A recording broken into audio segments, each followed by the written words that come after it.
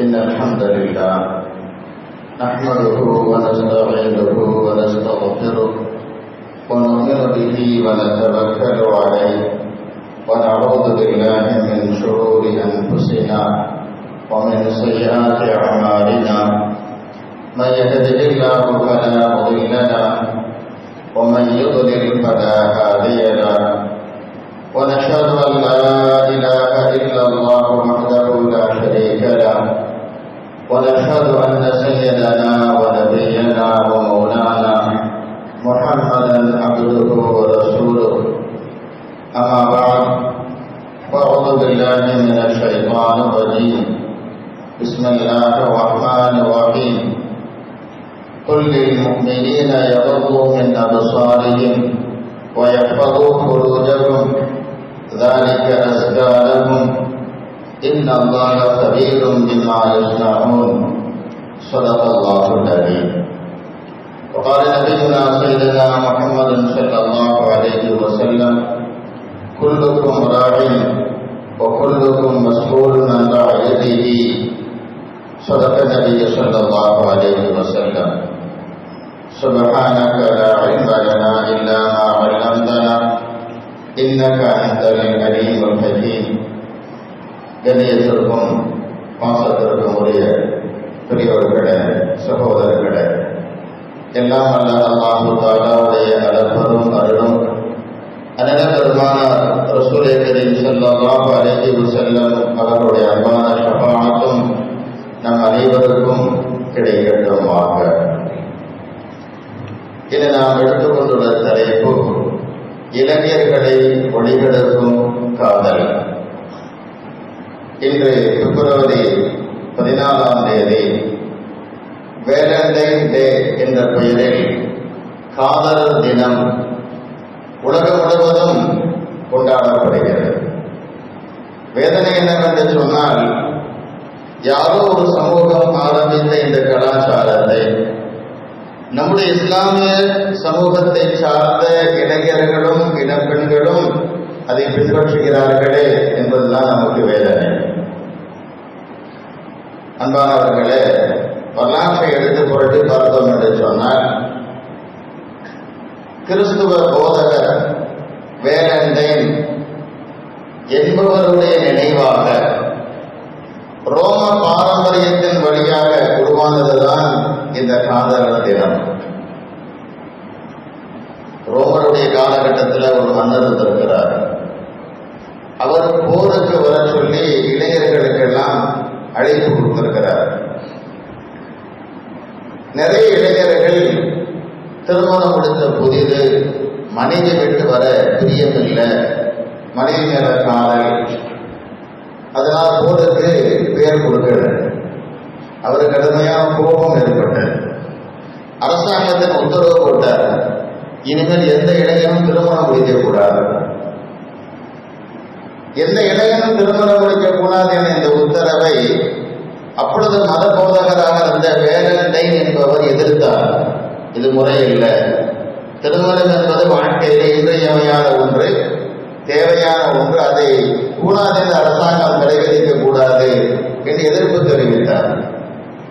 எதிர்ப்பு தெரிவித்த அவரை அரசர் கைது செய்து சிறையில் அடைத்தார். மன்னராட்சியின் அப்படித்தான் சிறையில் அடைத்தார். சிறையில் அவர் கைதியாக இருந்த பொழுது அந்த சிறை அதிகாரியுடைய மகனாருக்கும் அந்த பாதிரியாருக்கும் ஒரு காதல் ஏற்பட்டது. பிறகு அரசாங்கத்தினுடைய கவனத்துக்கு அதுவும் வந்தது. அவருக்கு தூக்கு தண்டனை விதிக்கப்பட்டது. தூக்கில் அவர் ஏற்றப்பட்டார். தூக்கில் ஏற்றப்படுவதற்கு முன்னால் தன்னுடைய காதலிக்கு உருக்கமாக ஒரு கடிதம் எழுதினார். அந்த வேலண்டைன் என்ற அந்த பாதிரியார் காதலுக்கு ஆதரவாக இருந்த காரணத்தினால், அரசாங்கத்தை எதிர்த்து புரட்சி செய்து சிறைக்கு சென்ற காரணத்தினால் அவருடைய நினைவாக இந்த காதலர் தினம் என்பது கொண்டாடப்படுகிறது. நம்முடைய இஸ்லாமிய ஷரியத்தின் பார்வையிலே காதல் தினம் என்பது அனுமதிக்கப்பட்டதா தடை செய்யப்பட்டதா என்பதை நாம் இந்த வாரம் பார்க்கலாம். சமீபவர்களே, காதல் என்ற வார்த்தைக்கு அன்பு, பாசம், நட்பு, கருணை, இரக்கம் என்றெல்லாம் மொழிபெயர்ப்பு செய்கிறார்கள். இஸ்லாமிய ஷரியத்தில் ஒருவர் மற்றொருவரை அன்போடு பழகுவதை, இந்த அன்பு, பாசம், நட்பு, கருணை, இரக்கம் போன்ற குணங்களை எல்லாம் மார்க்கம் அனுமதிக்கிறது, வரவேற்கிறது. எதளவுக்கு என்று சொன்னால், பெரியவர்கள் சிறியவர்களிடத்தில் அன்போடு நடந்து கொள்ள வேண்டும் என்று மார்க்கம் வழிகாட்டுகிறது. செல்வந்தராக இருக்கக்கூடியவர்கள் ஏழைகளிடத்தில் கருணையோடு நடந்து கொள்ள வேண்டும் என்று மார்க்கம் போதிக்கிறது. முதலாளிகளாக இருக்கக்கூடியவர்கள் தன்னுடைய தொழிலாளிகளிடத்திலே இரக்கத்தோடு நடந்து கொள்ள வேண்டும் என்பதை மார்க்கம் வலியுறுத்தி சொல்கிறது. சொந்த பந்தங்களை அன்போடும் பாசத்தோடும் அரவணைக்க வேண்டும். அவ்வாறு அரவணைப்பதை அல்லாஹ் ரசூலும் விரும்புகிறார்கள் என்பதை நமக்கு மார்க்கம் சொல்லி காட்டுகிறது. இந்த அன்பு, பாசம், கருணை, இரக்கம் இதுவெல்லாம் ஷரியத்தில் அனுமதிக்கப்பட்டதுதான், வரவேற்கப்படக்கூடியது. ஆனால் காதல் என்ற வார்த்தை இருக்குல்ல, அது காமம் சார்ந்தது. இச்சையுடன் கூடிய ஒரு உணர்வுக்குத்தான் காதல் என்று சொல்லப்படும். காதலை 4 வகையாக பிரிக்கலாம். ஒன்று, ஒரு ஆண் மற்றொரு ஆணை காதலிப்பது. 2, ஒரு பெண் மற்றொரு பெண்ணை காதலிப்பது. 3, திருமண உறவு இல்லாமல் அந்நிய பெண்ணை ஒரு அந்நியார் காதலிப்பது. இந்த 3 காதலும் நம்முடைய இஸ்லாமிய ஷரியத்தின் பார்வையில் தடை செய்யப்பட்டிருக்கிறது. முன்னொரு காலத்தில் கௌமே லூத் என்ற ஒரு சமூகம் ஆண்டிருக்கிறார்கள். குர்ஆன் ஷரீஃபில் அந்த வரலாறு பதிவு செய்யப்பட்டிருக்கிறது.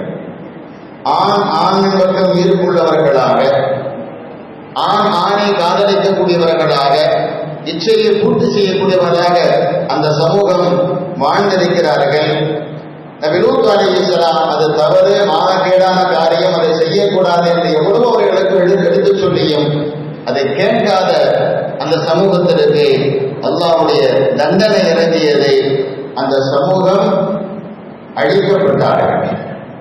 எப்படி அழிக்கப்பட்டார்கள்? குர்ஆன் ஷரீஃப் சொல்கிறது, அந்த சமூகத்தின் மீது கல் மழை பொழிந்தது, கற்களுடைய மழை பொழிந்தது. அந்த சமூகம் வாழ்ந்த பூமியை மலக்கு அப்படியே புரட்டி போட்டார்கள். அல்லாஹ்வுடைய கோபம் பார்வை அந்த அளவுக்கு இறங்கியது.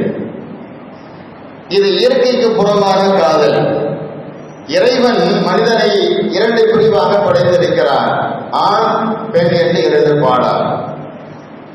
ஆண் பெண் பக்கம் தேவையுடையவர்களாக, பெண் ஆண் பக்கம் தேவையுடையவர்களாக அல்லாஹ் தரப்படைத்திருக்கிறான். அந்த தேவையை நிகாஹ் என்ற திருமண பந்தத்தின் மூலமாக ஹலாலான முறையில் பூர்த்தி செய்து கொள்ள வேண்டும் என்று மார்க்கம் வலியுறுத்தி சொல்கிறது. இதற்கு மாற்றமாக ஒரு ஆண் ஒரு ஆணை காதலிப்பதோ, ஒரு பெண் ஒரு பெண்ணை காதலிப்பதோ, அல்லது திருமண உறவு இல்லாமல் ஒரு ஆண் ஒரு பெண்ணை காதலிப்பதோ, இது ஷரியத்தில் நம்முடைய மார்க்கத்தில் ஹராமாக்கப்பட்ட பாவம். திருக்குர்ஆன் ஷரீஃபில் இதை மானக்கேடான காரியம் என்பதாக சொல்லப்பட்டிருக்கிறது. வேதனையான விஷயம் என்னவென்று சொன்னால், இந்த மானக்கேடான காரியம் எல்லாம் சமீப காலமாக பல நாடுகள் அங்கீகரித்துக் கொண்டிருக்கிறது. அதற்கு அனுமதி கொடுத்துக் கொண்டிருக்கிறது. சட்ட அங்கீகாரம் கொடுக்கப்பட்டிருக்கிறது. பல நீதிபதிகள் அதற்கு அனுமதி கொடுக்கிறார். இது குற்றம் கிடையாது, இது விரும்பி அவரவருடைய சுதந்திரம் இது என்றெல்லாம் சொல்லிக் கொண்டிருக்கிறார்கள். இஸ்லாமிய மார்க்கம் என்பது தூய்மையான மார்க்கம்.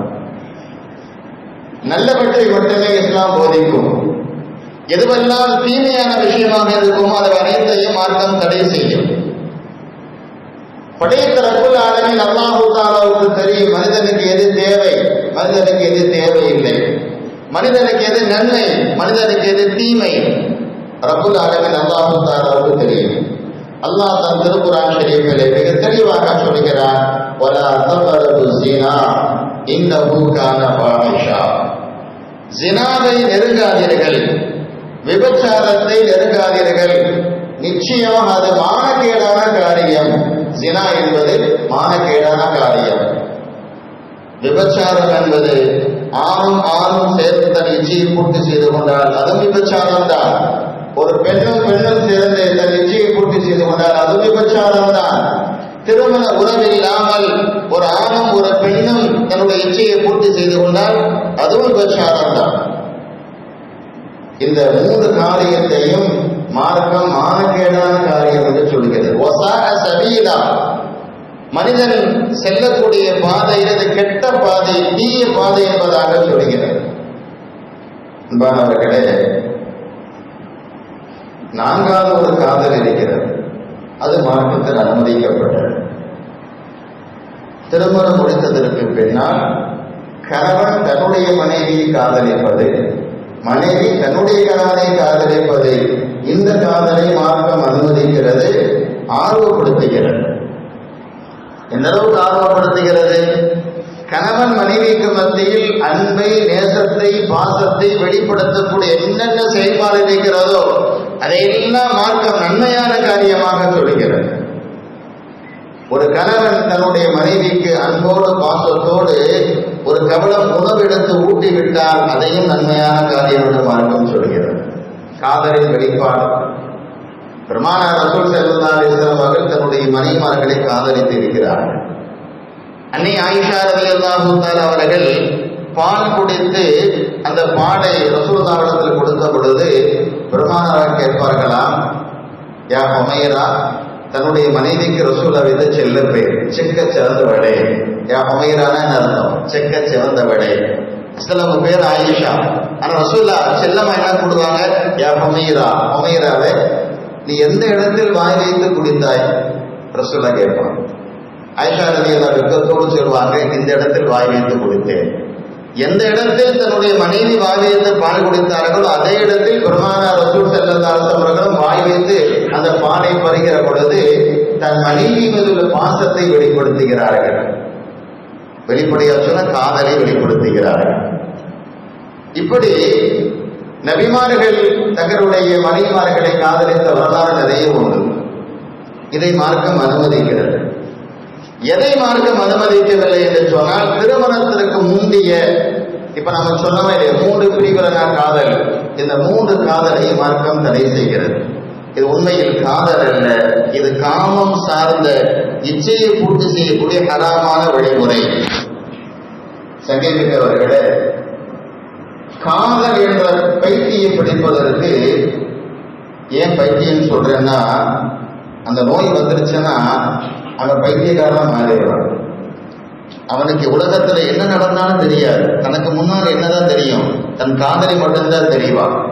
தன் காதலியோடு பேசுகிற பொழுது, தன் காதலியோடு கொஞ்சிக்கிற பொழுது சுற்றத்தார்கள்லாம் பார்க்கறாங்களே, 4 பேர் எதை பத்தியும் யோசிக்க மாட்டான். அது ஒரு பைத்தியம். எனவே இந்த காதல் பைத்தியம் வருவதற்கு முதல் காரணம் என்ன அப்படின்னு சொன்னா பார்வைதான். ஒரு பெண்ணை பார்க்கிறான், அவருடைய அழகு இவனை ஈர்க்கிறது, மீண்டும் மீண்டும் பார்க்க தூண்டுகிறது. அவன் பார்க்க பார்க்க உள்ளத்தில் அவள் பக்கம் ஒரு ஈர்ப்பு ஏற்படுகிறது. யதார்த்தம் இதுதான. எந்த இடம் மனிதன் வழிதவரக்கூடிய இடமாக இருக்கிறதோ அந்த முதல் இடத்திலேயே மார்க்கம் தடை செய்கிறது. ஒரு பெண்ணை யதார்த்தமா நீ பார்த்து விட்டால் தவறில்லை, ஆனால் பார்க்க வேண்டும் என்று மீண்டும் அந்த பெண்ணை பார்ப்பது, அந்த பார்வை ஹராம் என்று மார்க்கம் சொல்கிறார். அந்த பெண்ணை ரசித்து பார்ப்பது, அந்த பெண்ணை இச்சையோடு பார்ப்பது, இதை மார்க்கம் தடை செய்கிறது. பார்வை ஷைத்தானுடைய ஒரு அம்பு என்றார்கள் பெருமானார் ரசூல் ஸல்லல்லாஹு அலைஹி வஸல்லம் அவர்கள். அல்லாஹ் தஆலா திருக்குர்ஆன் ஷரீஃபில் மிக தெளிவாக சொல்லி காட்டுகிறார், குல் நபி நீங்கள் சொல்லுங்கள், லில் முஃமினீன ஈமான் கொண்ட ஆண்களுக்கு சொல்லுங்கள், யகுது மின் அப்சாரிஹிம் அவர்கள் தங்களுடைய பார்வைகளை தாழ்த்திக் கொள்ளட்டும். முஃமினான எந்த ஒரு ஆணும் எந்த ஒரு அந்நிய பெண்ணையும் இச்சையோடு ஆசையோடு பார்ப்பது ரசிப்பது தடை செய்யப்பட்டது. பார்வைக்கு தடையிட சொல்கிறது மார்க்கம். அல்ல அடுத்த வார்த்தை என்ன சொல்றான்? அவர்கள் தங்களுடைய கற்பை பாதுகாத்துக் கொள்ள வேண்டும். அவருடைய கற்பை பாதுகாத்துக் கொள்ள வேண்டும். அன்பானவர்களே, முதல்ல பார்ப்பார், பிறகு பேசுவார், பிறகு பழகுவார், பிறகு தனிமையில சந்திக்க வேண்டும் என்று ஆசைப்படுவார், இறுதியில தன் இச்சையை பூர்த்தி செய்து கொள்ள வேண்டும் என்று விரும்புவார். இதுதான் நடக்கும். மனிதனை படைத்த அல்லாஹு தஆலாவுக்கு தெரியாதா இவனுடைய உணர்வுகள் என்ன, இவனுடைய பலம் என்ன, பலவீனம் என்ன ரப்புக்கு தெரியாதா? ரப்பு சொல்றா, மிக தெளிவாக சொல்லுகிறார், பார்வையை கட்டுப்படுத்தி, நீ பார்வையை கட்டுப்படுத்தவில்லை என்று சொன்னால் அது எங்க போய் முடியும்? உன் கற்பை பறிபோக செய்யும். ஆண்களுக்கு சொல்லுங்கள், அவர்கள் தன்னுடைய பார்வைகளை தாண்டி கொள்ளட்டும். அடுத்த வார்த்தைகள் அல்லாஹ் சொல்றான், அவர்கள் தன்னுடைய கற்பை பேணி பாதுகாத்துக் கொள்ளட்டும். பெருமானார் ரசூலுல்லாஹ் சொன்னார்கள், கண் அந்நிய பெண்ணை பார்ப்பதன் மூலமாக விபச்சாரம் செய்கிறது. காது அந்நிய பெண் ஓடு பேசுவதை கேட்பதன் மூலமாக விபச்சாரம் செய்கிறது. நாவு அந்நிய பெண்ணிடத்தில் பேசுவதன் மூலமாக விபச்சாரம் செய்கிறது. கைகள் அந்நிய பெண்ணை தொடுவதன் மூலம் விபச்சாரம் செய்கிறது. அவருடைய மர்ம உறுப்பு ஒன்று அதை உண்மைப்படுத்துகிறது அல்லது பொய்ப்படுத்துகிறது. அவர் கடைசியில அவர் ஜினால போய் விடுகட தன்னை தற்காத்துக் கொண்டார், தன்னை பாதுகாத்துக் கொண்டார் என்று சொன்னால் அல்லாஹ் தஆலா முன் செய்த சிறு சிறு பாவங்களை எல்லாம் மன்னிக்கிறார். பார்வை அது ஒரு பாவம், பேசுவது அது ஒரு பாவம், பழகுவது அது ஒரு பாவம், தொட்டது அது ஒரு பாவம். இந்த பாவத்தை எல்லாம் அல்லாஹ் மன்னிக்கிறான். எப்ப மன்னிக்கிறான்? இவர் ஜினாவில் விழுந்து விடாமல் தன்னை தற்காத்துக் கொண்டார், அல்லாஹ் மன்னிக்கிறான். அவர் ஜினாவில் விழுந்து விட்டார் என்று சொன்னால் இவர் முன் செய்த எல்லா பாவங்களையும் ஜினாவுடைய பட்டியல் அல்லாஹ் கொண்டு வந்தார், விபச்சாரத்தினுடைய லிஸ்ட் அல்லாஹ் கொண்டு வந்தார். சங்கீமிக்கவர்களே, இது ஆண்களுக்கு மட்டும் சொல்லப்படவில்லை, பெண்களுக்கும் சொல்லப்பட்டிருக்கிறது. நபியே, முஃமினான பெண்களுக்கு சொல்லுங்கள், அவர்கள் தன்னுடைய பார்வைகளை தாண்டி கொள்ள வேண்டும், தங்களுடைய கற்பை பேணி பாதுகாத்துக் கொள்ள வேண்டும். ஆண்களுக்கு சொன்ன அதே விஷயத்தை பெண்களுக்கு சொல்லிட்டு கூடுதலா ஒரு செய்தியை பெண்களுக்கு அல்லாஹ் சொல்றான், பெண்கள் தங்களுடைய அழகு அலங்காரத்தை வெளிப்படுத்த வேண்டாம். பெண் தன்னுடைய அழகு அலங்காரத்தை வெளிப்படுத்தினால் பார்க்கக்கூடிய ஆணுடைய உள்ளத்துல சபலம் ஏற்படும், இச்சை ஏற்படும். அவன் வடித்து வருவதற்கு இந்த பெண் காரணமாக இருப்பாள். இவருடைய அழகும் அலங்காரம் ஒரு காரணமாக இருக்கும். எனவே பெண்களுக்கு அல்லாஹ் கூடுதலாக உத்தரவு சொல்றான், தங்களுடைய அழகு அலங்காரத்தை அவர்கள் வெளிப்படுத்த வேண்டாம். பாரவர்களே, ஒரு பெண் அந்நிய ஆணோடு தனித்திருப்பதை மார்க்கம் தடை செய்கிறது. ஒரு பெண் அந்நிய ஆணோடு பிரயாணம் செல்வதை மார்க்கம் தடை செய்கிறது. காரணம், நாம சொல்லலாம், தெரிஞ்ச பையனா, நம்பிக்கையான பையனா, சொந்தக்கார பையனா என்றெல்லாம் சொல்லலாம். ஆனால் திருமணம் முடிக்க அனுமதிக்கப்பட்ட பையனாக இருந்தால், இருவருக்குமான உறவு திருமணம் முடிக்க அனுமதிக்கப்பட்ட உறவாக இருந்தால், நிச்சயமாக மூணாவதாக ஷைத்தான் அங்கே வருவார். இவர்கள் தனித்திருக்கிற பொழுது இவர்கள் நல்லவர்களாக இருக்கலாம், நாம் பார்த்த வகையில் அவர்கள் நல்லவர்களாக இருக்கலாம். ஆனால் மனிதன் தானே, மனிதனை வழிகெடுப்பதற்கு இருவரோடும் யார் இருக்கிறார்? ஷைத்தான் இருக்கிறார். ஒவ்வொரு ஆணோடும் ஷைத்தான் இருக்கிறான், ஒவ்வொரு பெண்ணோடும் ஷைத்தான் இருக்கிறான். உள்ளத்தில் தீ எண்ணங்களை போட்டு இருவரையும் தவறு செய்வதற்கு அவன் தூண்டுவான். பஞ்சையும் நெருப்பையும் பக்கத்தில் பக்கத்தில் வைத்துக் கொண்டு இரண்டும் பற்றாது என்று சொல்லுவோமா? அப்படி யாராவது சொன்னா நம்முடைய பைத்தியக்காரன் சொல்வார்களவா? அடே மடையா, பஞ்சு பக்கத்தில் நெருப்பு கொண்டு போனா பத்தாம என்ன செய்யும்? கேட்பாங்களா இல்லையா? அதே போலதான் ஒரு அந்நியானும் ஒரு அந்நிய பெண்ணும் தனிமையில் தனித்திருக்கிற பொழுது, தனிமையில் ஒன்றாக பிரயாணம் செய்கிற பொழுது இருவருக்கு மத்தியில் ஷஹவத் என்ற அந்த இச்சை என்ற தீ பற்றத்தான் செய்யும். அதை வெளியே தெரியாம இருக்கலாம். நம்ம பல செய்திகள் புறமே இல்லையா, நாங்க 2 பேரும் நண்பர்களாக தான் பழகணும். எப்படி காதல் மறந்தது என்று தெரியவில்லை. இப்ப காதலாக மாறிட்டோம். எப்படிடா? நட்புனா நட்புலதான் இருக்கணும். ஏன் காதலா மாறுச்சு? இது யதார்த்தம், மனிதனுடைய யதார்த்தம். அந்நியானும் அந்நிய பெண்ணும் இருவரும் ஒன்றாக பழகுகிற பொழுது இருவருக்கு மத்தியில் அந்த ஷஹவத் என்ற இச்சை அது காதலாக மாற செய்யும். கடைசியில் அது வழிதவறு செய்யும், ஜினால கொண்டு போய் விட்டுரும். திருமணத்திற்கு முன்னால் அவர்கள் இருவரும் உறவு கொண்டு விட்டார்கள் என்று சொன்னால் மார்க்கத்தில் தடை செய்யப்பட்ட ஒரு ஹராமான காரியத்தை செய்கிறார். எப்படிப்பட்ட ஹராமான காரியம்? ஹத்து கொடுக்கப்பட வேண்டிய ஹராமான காரியம், சௌக்கடி கொடுக்கப்பட வேண்டிய. திருமணத்திற்கு முன்னால் ஒரு ஆண் ஜினா செய்தால் மார்க்கம் சொல்லுது 100 கசையடி கொடுக்கணும், 100 சௌக்கடி கொடுக்கணும். திருமணத்திற்கு பின்னால் ஜினா செய்தால் அவரை ரஜம் செய்ய வேண்டும், கல்லறிந்து கொள்ள வேண்டும் என்று மார்க்கம் சொல்லுகிறது. அன்பானவர்களே, இன்றைய காலகட்டத்தில் பெற்றோர்கள் தங்களுடைய பிள்ளைகளை மிகவும் கண்காணிக்க வேண்டும்.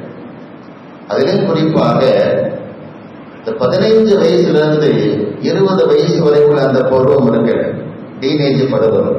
அந்த பருவத்தில் மிக மிக பிள்ளைகளை கண்காணிக்க வேண்டும். இன்று நாம் செல்போன் வாங்கி கொடுத்தோம், தேவை என்ற காரணத்தால் வாங்கி கொடுக்கிறோம், நெட் வசதியும் ஏற்படுத்தி கொடுக்கிறோம். அந்த பிள்ளைகள் செல்போனை நன்மையான விஷயத்தில் தான் பயன்படுத்துகிறார்களா, படிப்புக்கு மட்டும்தான் பயன்படுத்துகிறார்களா, அல்லது அதன் மூலமாக தவறான தொடர்பு ஏதும் ஏற்படுகிறதா என்பதையெல்லாம் கட்டாயமாக கண்காணிக்க வேண்டிய காலகட்டத்தில் நாம் ஆண்டு கொண்டிருக்கிறோம். நம்ம பிள்ளை நல்ல பிள்ளைதான், ஆனா நம்ம கையில கொடுத்திருக்கவே செல்போன் அது அவனை 100க்கு 200% வழிதவறு செய்வதற்குரிய வாய்ப்புகள் இருக்கிறது. அதிலேயும் இந்த காலகட்டத்தில் சுதந்திரம் என்ற பெயர்ல பிள்ளைக்கு தனி ரூம் கொடுத்துறோம். பிள்ளைக்கு தனி ரூம், அந்த ரூம் அவன் மட்டும்தான் இருப்பான், அவனுடைய திங்ஸ் மட்டும்தான் இருக்கும், அவனுடைய பொருட்கள் மட்டும்தான் இருக்கும். தனிமையில் அவன் செல்போனை பார்க்கிற பொழுது சில ஆபாச காட்சிகள் அவனுடைய உள்ளத்தில் சபலத்தை ஏற்படுத்துகிறது. போதாக்குறைக்கு அவன் படிக்கக்கூடிய பள்ளிக்கூடத்துல பசங்க, கூட படிக்கக்கூடிய பசங்க அல்லது பெண் பிள்ளைகள் அவங்க கேட்கக்கூடிய வார்த்தை, ஏன்னா உனக்கெல்லாம் கேர்ள் ஃப்ரெண்டே இல்லையா? கேர்ள் ஃப்ரெண்ட் இருப்பது நாகரிகமாக பார்க்கப்படுகிறது. உனக்கு கேர்ள் ஃப்ரெண்ட் இல்லையா? பொம்பளை பிள்ளைகிட்ட போய் உனக்கு பாய் ஃப்ரெண்டே இல்லையா? சுபஹானல்லாஹ், இப்படிப்பட்ட காலத்தில் வாழ்கிற மாதிரி ஒரு காலம் இருந்தது. நம்முடைய பிள்ளை ஒரு அந்நியானோடு பேசினால் பெற்றோர்கள் கண்டிப்பார்கள். ஆனால் இன்றைய காலகட்டத்தில் பாய் ஃப்ரெண்ட் இருக்கு என்பதை பெற்றோரிடத்திலேயே பிள்ளைங்க நினைக்கிறாங்க, சர்வசாதாரணமா சொல்றாங்க, எனக்கு இவன் பாய் ஃப்ரெண்ட், எனக்கு இவன் கேர்ள் ஃப்ரெண்ட். அன்பானவர்களே, பருவயதுக்கு முன்னால், பருவயது அடைவதற்கு முன்னால் பழகுவது என்பது அதை இச்சை இல்லாத பழக்கம் என்று எடுத்துக் கொள்ளலாம். ஆனால் பருவயது அடைவதற்கு பிறகு பழகக்கூடிய பழக்கம் என்பது ஆபத்தானது. அதை நாம் உணர வேண்டும். எனவே பெற்றோர்கள் தன்னுடைய பிள்ளைகளுக்கு செல்போன் வாங்கி கொடுத்து, இன்னைக்கு நிறைய காதலுக்கு மூல காரணமாக இருப்பது செல்போன் தான். காதல்களை சேர்த்து வைப்பது செல்போன் தான். வீட்டை விட்டு அவர்களை வெளியே கொண்டு போவது என்னதான்? செல்போன் தான். எனவே செல்போன் பிள்ளைகளுக்கு வாங்கி கொடுப்பது தவறல்ல. ஆனால் வாங்கி கொடுத்ததற்கு பிறகு அந்த செல்போனை பிள்ளைகள் எவ்வாறு பயன்படுத்துகிறார் என்பதை கண்காணிக்கக்கூடிய பொறுப்பு கட்டாயமாக பெற்றோர்களுக்கு இருக்கிறது. நம்ம பிள்ளைங்க வழிதவறி போயிட்டா நாம தான் மனசுல கஷ்டப்படுவோம், நாம தான் வருத்தப்படுவோம். எத்தனையோ பெற்றோர்கள் கண்ணீர் மல்க அழுகிறார்கள், நான் என் பிள்ளைய ரொம்ப கஷ்டப்பட்டு சிரமப்பட்டு வளர்த்து ஆளாங்கினேன், இன்னைக்கு என் பிள்ளை என்னுடைய கண்ட்ரோல்ல இல்லை, அவன் காதல் என்ற பைத்தியம் பிடிச்சி வீட்டை விட்டு போயிட்டான், அக்கா அம்மா வேணான்னு போயிட்டான், எனக்கு யாரு வேணாம், ஒரு சொத்து சுகமே வேணாம், எது வேணான்னு போயிட்டான், எனக்கு ஒரே பிள்ளை, என்னால ஜீர்ணிக்க முடியல. ரத்த கண்ணீர் வடிக்கக்கூடிய பெற்றோர்களுடைய வரலாறு நாம் பார்க்க தான் செய்யணும். அன்பானவர்களே, ஒருவேளை செல்போன் வாங்கி கொடுத்ததற்கு பிறகு நம்முடைய பிள்ளைகளை நம்மால் கண்காணிக்க முடியாது என்று சொன்னால் வாங்கி கொடுக்காமல் இருப்பது சரி. அருமை பெருமானார் ரசூல் ஸல்லல்லாஹு அலைஹி வஸல்லம் சொன்னார்கள், குல்லுக்கும் ராயின் வ குல்லுக்கும் மஸ்ஊலுன் அன் ரஅய்யத்திஹி. உங்கள் ஒவ்வொருவரும் பொறுப்புதாரிகள், உங்களுடைய பொறுப்புக்கு கீழ் உள்ளவர்களை பற்றி நீங்கள் கேள்வி கணக்கு கேட்கப்படுவீர்கள். உங்களுடைய பிள்ளைகள் வழிதவறி போனால் அல்லாஹ் தஆலா தாய் தகப்பன்கிட்ட கேட்பான், உங்க பிள்ளைங்க வழிதவறி போனாங்களே, நீங்க என்ன செஞ்சுக்கிட்டு இருந்தீங்க, ஏன் கண்காணிக்காம இருந்தீங்க, ஏன் அதை கட்டுப்படுத்தாம இருந்தீங்க, யார்கிட்ட கேட்பான்? பெற்றோர்கிட்ட கேட்பான். அப்ப பிள்ளைகள் சுதந்திரம் என்பது வேறு. அவர்கள் விரும்பக்கூடிய உணவை வாங்கி கொடுக்கலாம், அவர்கள் விரும்பக்கூடிய ஆடையை வாங்கி கொடுக்கலாம், அவர்கள் விரும்பக்கூடிய கல்வியை படிக்க வைக்கலாம். ஆனால் நான் எப்படி வேண்டுமானாலும் வாழுவேன், நீங்க கேட்கக்கூடாது என்று சொல்லக்கூடிய உரிமையை நம்முடைய பிள்ளைகளுக்கு கொடுக்க கூடாது. நம்முடைய மார்க்கம் பிள்ளைகளாக இருந்தாலும் சரி, பெற்றோர்களாக இருந்தாலும் சரி, ஆணாக இருந்தாலும் சரி, பெண்ணாக இருந்தாலும் சரி, ஒரு மனிதன் எப்படி வாழ வேண்டும் என்பதை கற்றுக் கொடுத்திருக்கிறது. அந்த வாழ்வியல் முறைகளுக்கு உட்பட்டு நம்முடைய பிள்ளைகளுக்கு சுதந்திரம் கொடுக்கலாம்.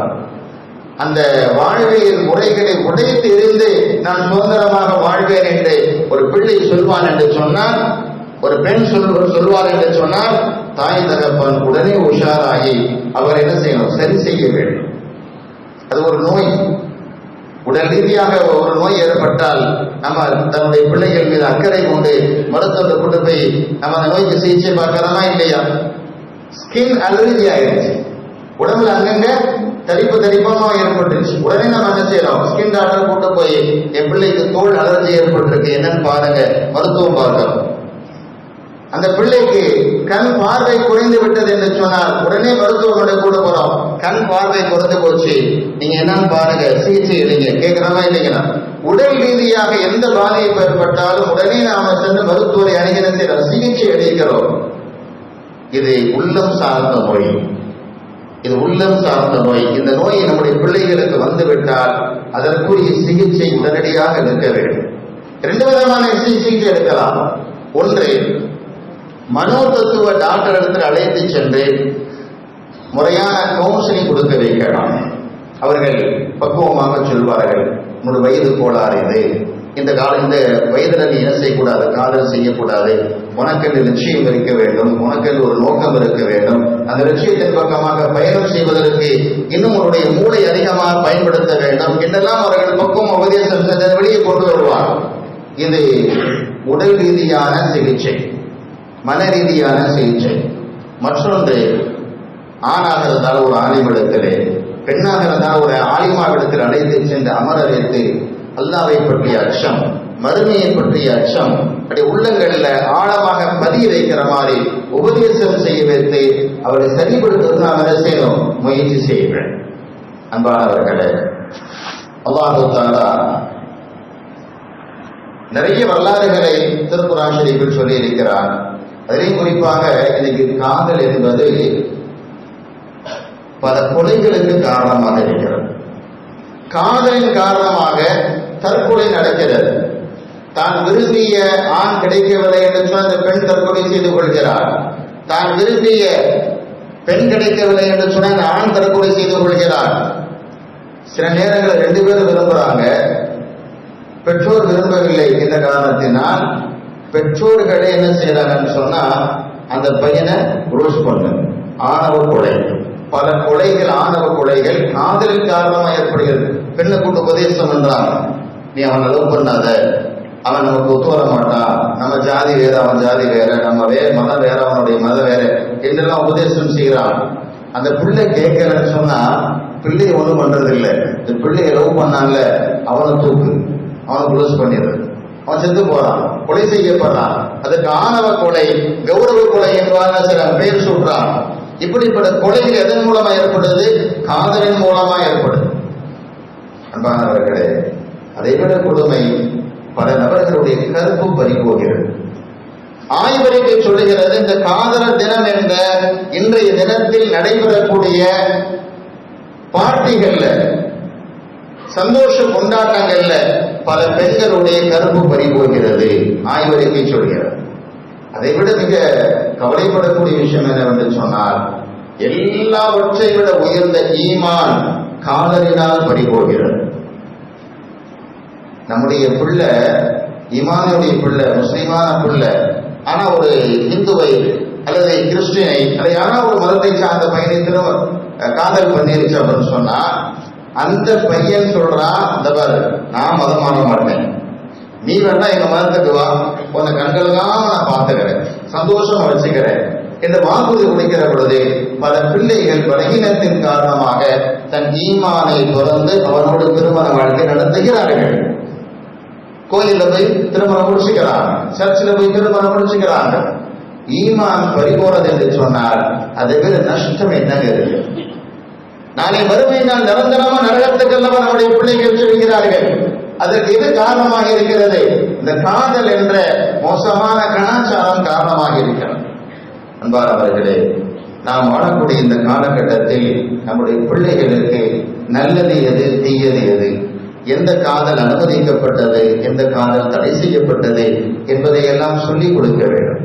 நம்முடைய பிள்ளை அவன் நான் யாரோடு வாழ வேண்டும் என்று பிரியப்படுகிறானோ அந்த பெண் இப்படிப்பட்ட தன்மை உள்ளவளாக இருக்க வேண்டும், இந்த படிப்பு படித்திருக்க வேண்டும், இந்த அழகுள்ளவளாக இருக்க வேண்டும் என்று சொல்வார் என்று சொன்னால் நாம சொன்னோம், நீ எதிர்பார்க்கிற மாதிரி பிள்ளைய நாம கட்டி வைக்கணும். நல்ல படிச்ச பிள்ளைய, அழகான பிள்ளைய உனக்கு தேடி கட்டி வைக்கிறப்பா, ஒன்றும் கவலைப்படாத என்று நாம் அவர்களுக்கு வாக்குறுதி கொடுத்து நம் பக்கம் அவர்கள் இழுக்க வேண்டுமே உடைய அவர்கள் பக்கமாக நாம் ஒரு பொழுதும் என்ன செய்யக்கூடாது, சாய்ந்து விடக்கூடாது. அன்பானவர்களே, நம்முடைய பிள்ளைகளுடைய ஈமானை பாதுகாப்பது மிக முக்கியம். நம்முடைய பிள்ளைகளுடைய கற்பை பேணி பாதுகாப்பது மிக முக்கியம். நம்முடைய குடும்பத்தின் பாரம்பரியத்தை, கண்ணியத்தை பாதுகாப்பது மிக முக்கியம். எனவே இந்த காதல் என்ற நோயில நம்முடைய பிள்ளைகள் வீழ்ந்து விடாமல் அவர்களை கண்காணிப்பதை பெற்றோர்களுடைய கடமை என்பதை நாம் இந்த நேரத்தில் உணர வேண்டும். இல்லாமல் அல்லாஹு தஆலா எதுவெல்லாம் மார்க்கத்தில் தடை செய்யப்பட்டிருக்கிறதோ அப்படிப்பட்ட பார்வை விட்டும் நம்மையும் நம்முடைய சந்ததியை பாதுகாப்பானாக. அப்படிப்பட்ட பழக்க வழக்கங்களை விட்டும் நம்மை நம்முடைய பிள்ளைகளை பாதுகாப்பானாக. இறைவன் அனுமதித்த ஹலாலான திருமணத்தின் மூலமாக நம்முடைய உணர்வுகளை, நம்முடைய ஆசைகளை பூர்த்தி செய்து கொள்ளக்கூடிய நல்ல நசீபை நம்முடைய சந்ததிகளுக்கும் அல்லாஹ் தஆலா தந்தல் புரிவானாக. வாஹர் தஅவானா அல்ஹம்துலில்லாஹி ரப்பில் ஆலமீன்.